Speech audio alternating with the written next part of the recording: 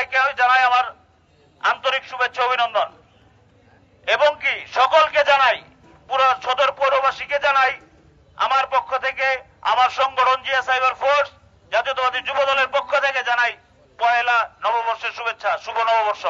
সংগ্রামী সাথী ও বন্ধুগণ, দীর্ঘদিন আমরা যে অন্যায় অত্যাচার জুলুম সহ্য করেছি, তারপর একটি আনন্দের দিন আমাদের মাঝে ফিরে এসেছে। আমাদের আনন্দ আরো দ্বিগুণ হবে যেদিন আমাদের দেশ নায়ক জনাব তারেক রহমান বাংলাদেশে প্রত্যাবর্তন করবেন। অবশ্যই দেশ নায়ক তারেক রহমান আইনি মোকাবেলার মধ্য দিয়েই, ফুলের মালা গলায় দিয়েই তিনি বাংলাদেশের মাটিতে প্রবেশ করবেন।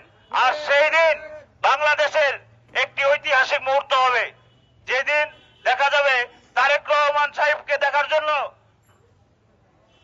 বাংলাদেশের 18 কোটি মানুষই চেয়ে থাকবে। বর্তমানে বাংলাদেশে 18 কোটি মানুষ চেয়ে আছে কবে আমাদের নেতা আসবে। নেতা আসবে, অবশ্যই আসবে।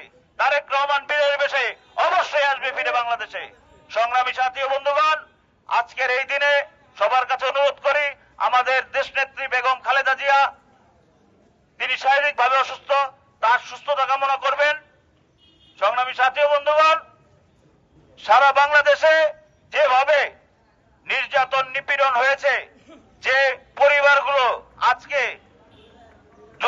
দুঃখ ভারাক্রান্ত নিয়ে বলতে হয়, যারা আজকে দুঃখের সাগরে ভাসছেন, যাদের পরিবারের অসংখ্য এমন পরিবার আছে যাদেরকে মেরে ফেলা হয়েছে, গুম করা হয়েছে, তাদের প্রতি আমাদের সহানুভূতি জানাই এবং কি জামালপুর পৌরবাসীকে আমার তরফ থেকে জানাই শুভেচ্ছা, শুভ নববর্ষ।